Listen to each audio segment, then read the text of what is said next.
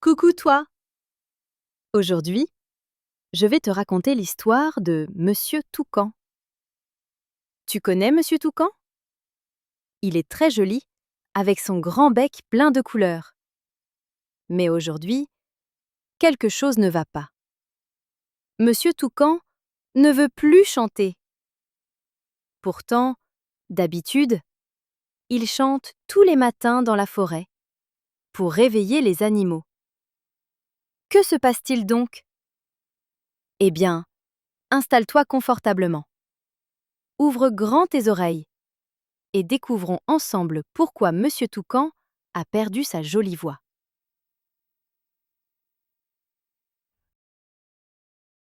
Ce matin-là, dans la grande forêt tropicale, les premiers rayons du soleil glissaient doucement à travers les feuilles vert émeraude.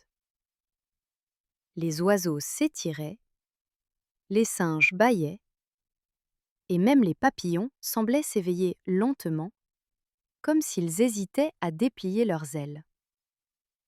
Tout le monde profitait du calme du matin. Mais, très vite, quelque chose troubla cette douceur. Une étrange absence. Une note manquante dans la mélodie habituelle de la forêt. Monsieur Toucan n'avait pas chanté. Pas une note.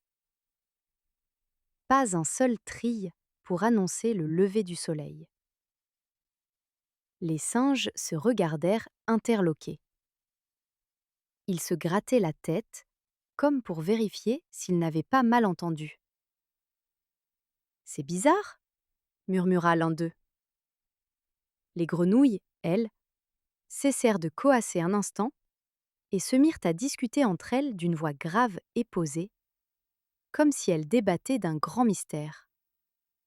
Même le vieux paresseux, qui d'ordinaire ne bougeait pas avant midi, ouvrit un œil, puis l'autre, et laissa échapper un murmure fatigué. « Tiens, tiens, mais où est donc passé Monsieur Toucan ?» Pendant ce temps, tout en haut du grand fromager, perché sur une branche épaisse, Monsieur Toucan observait la forêt. Ses plumes noires et jaunes luisaient au soleil, mais son bec, habituellement si fier, semblait penché vers le sol. Il regardait les animaux, qui semblaient perdus sans son chant matinal. Mais il ne disait rien. Il ne pouvait pas chanter. Il ne voulait plus chanter. Son cœur était lourd, comme si un gros nuage gris s'était installé dans sa poitrine. C'est alors qu'une petite silhouette irisée apparut, dansant dans la lumière. Tina, la libellule, son amie, venait le voir. Ses ailes brillaient comme des vitraux colorés. « Monsieur Toucan, tout va bien ? Pourquoi ne chantes-tu pas aujourd'hui ?» La voix de Tina était douce mais inquiète. Monsieur Toucan baissa la tête, ses yeux brillants de tristesse. « Oh, Tina, je ne peux plus chanter. J'ai perdu ma voix. » Tina écarquilla les yeux. « Perdu ta voix ? Mais comment ? Et pourquoi ne l'as-tu pas dit aux autres ? Ils pourraient t'aider. » Monsieur Toucan secoua doucement ses plumes.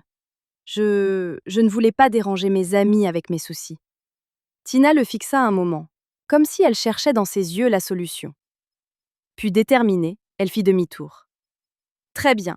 Si tu ne veux pas demander de l'aide, je vais le faire pour toi. » Elle fila à toute vitesse dans les airs.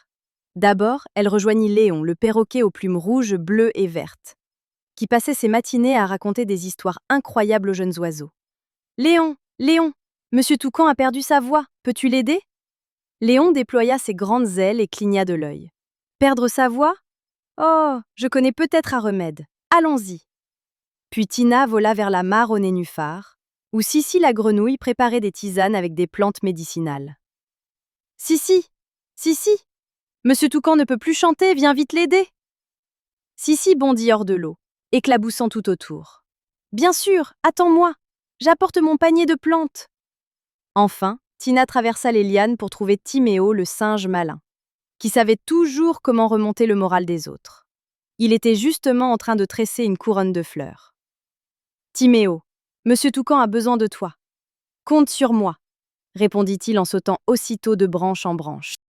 Peu après, toute l'équipe grimpait jusqu'à la branche de Monsieur Toucan. Léon le regarda attentivement, pencha la tête à gauche, puis à droite. Je crois que je sais ce qui ne va pas. Sissi, elle, approcha et examina le bec du toucan. Ouvre la bouche. Voilà, je vais te préparer un thé avec du miel et ces petites fleurs dorées. Pendant ce temps, Timéo se mit à faire des grimaces de plus en plus ridicules dans l'espoir de déclencher un rire. Mais rien n'y faisait.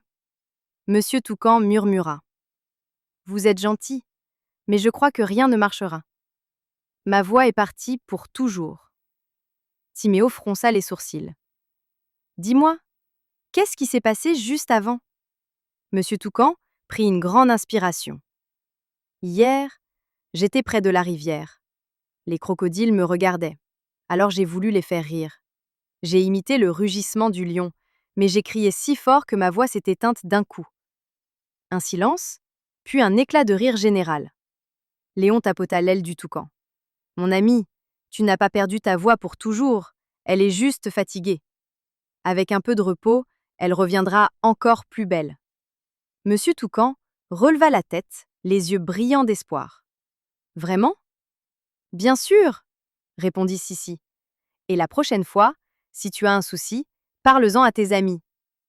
Ce jour-là, Monsieur Toucan comprit qu'il ne fallait pas garder ses problèmes pour soi. Les jours suivants, il se reposa, écoutant les autres oiseaux chanter à sa place. Et un matin, alors que la forêt s'éveillait, il sentit sa voix revenir. Claire, puissante et plus joyeuse que jamais. Il chanta et tout le monde se réunit pour l'écouter. Depuis ce jour, Monsieur Toucan ne doute plus. Il pourra toujours compter sur ses amis. Et toi aussi, n'oublie jamais, demander de l'aide, c'est important. Et voilà, c'est fini pour aujourd'hui. J'espère que tu as aimé cette jolie histoire. Maintenant, c'est l'heure de te reposer, de fermer doucement les yeux. Mais ne t'inquiète pas, on se retrouve demain pour une nouvelle aventure, avec encore plus de rire, de magie et de merveilleux amis à rencontrer.